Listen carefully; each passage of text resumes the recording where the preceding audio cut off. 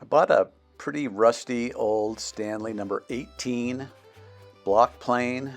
It's not a low angle plane, a regular angle plane. It compares just side by side with the old Stanley 9.5.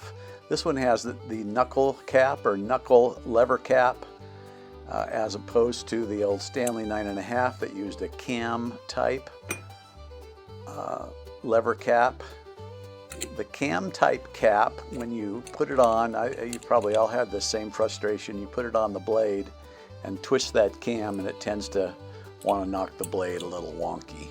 Whereas the knuckle cap, because it's just a very parallel kind of a connection, it tends to hold the blade straighter, and I think it holds it firmer. Stay tuned.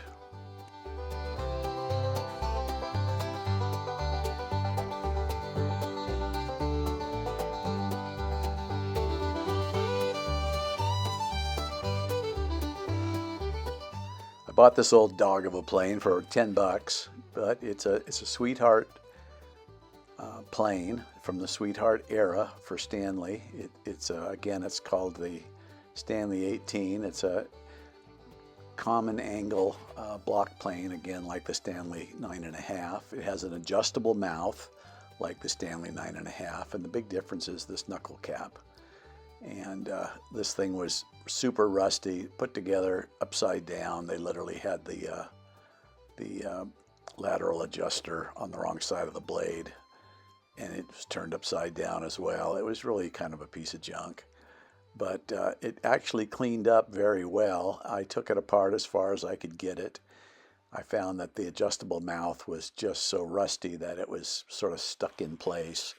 And I got to that later after I soaked it overnight. So here I just soaked it in some white vinegar with a little salt mixed in. I just left it overnight in this stuff and waited for it to at least maybe loosen up the rust a little bit. I was a little worried about the nickel, but what was left of the nickel on the knuckle cap I don't think mattered all that much.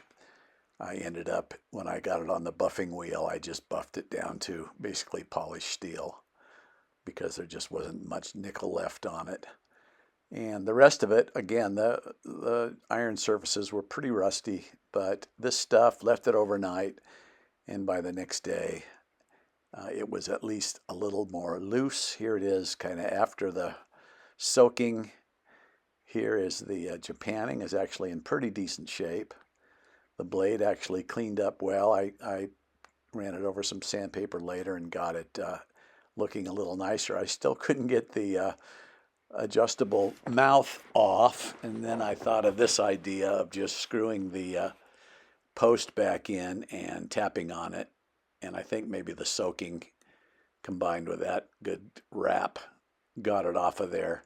It definitely needed some time with a small file and some sandpaper to get that to move smoothly. But you'll see here later that I did get that to work out.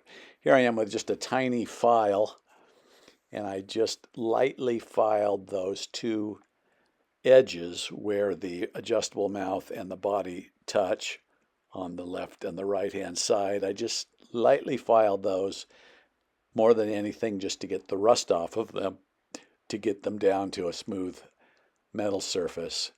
I also ran the file around the three sides of the adjustable portion as well. Tried it a few more times, still is a little sticky. Went over to my wire wheel, my wire brush wheel, and gave it a little time on the wheel and ended up getting those left and right edges almost polished. Also took the body over to the wheel and ran it on the wheel a while too, and ended up getting that adjustable mouth to work well. Here I'm still just kind of wrestling with it.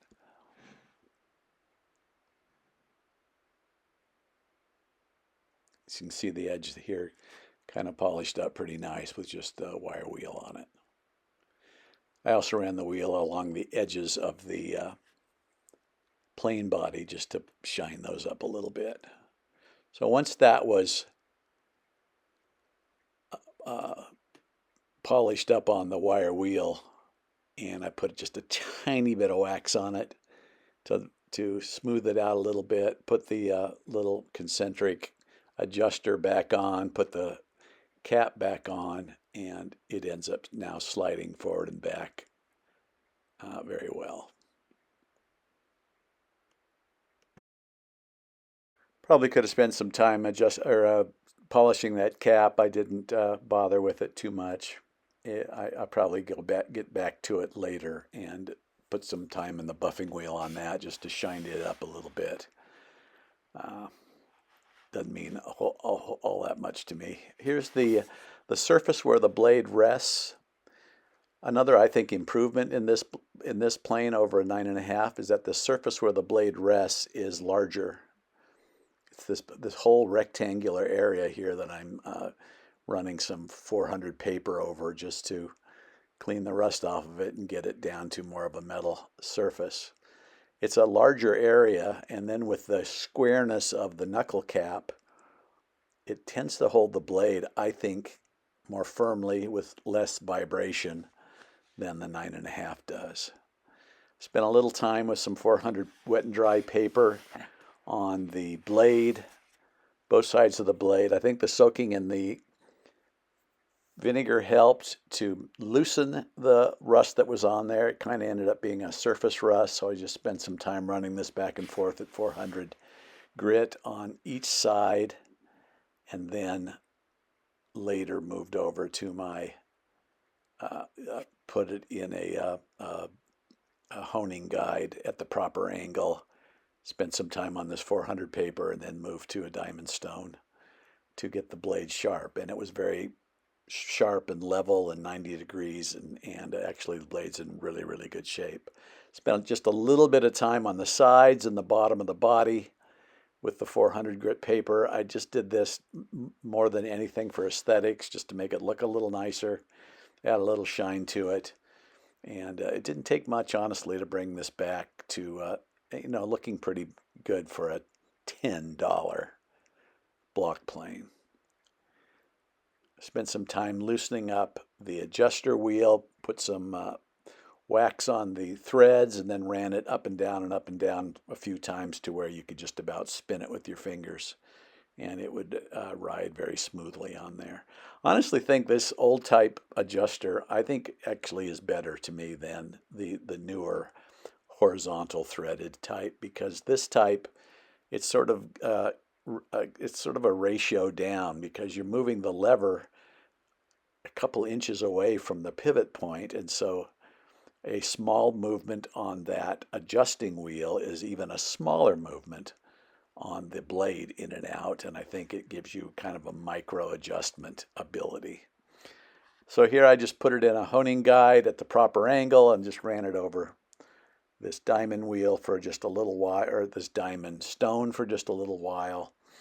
After I'd done that, I put some honing compound on a leather strop and stropped it a little while, honed it a little while on the leather, and I got it just razor sharp. So here I am just using it like a plane, and I was impressed. I mean, honestly, it's a block plane, so I'm not expecting to be planing 5/4 lumber with a block plane, but I was just trying it to see how it did as far as sharpness and fineness, and it produced very, very fine shavings on the flat surface of the wood. Also worked really great for just easing the edges of the wood, which is probably what I do more of with a block plane. Again, this is not a low angle plane, so it's not like I use it on end grain or would use it on end grain, but you can see it produces a nice shaving. I think now that I've got this and kind of compared it with my other 9.5, which I think I have a pretty decent 9.5, I think I like this better. And I think the reason I like it better is I think the knuckle cap, again, is a better and more secure way to hold the blade in place and to prevent any vibration or anything. It really worked pretty slick for just a $10 number 18. Kind of rounds out my collection. I've got a couple low angles. I've got a couple regular angle planes, and now I've added this to the collection. The next thing to find is a number 65, which is basically the low angle version of this plane. It's a low angle plane, adjustable mouth with a knuckle cap. Thanks for watching.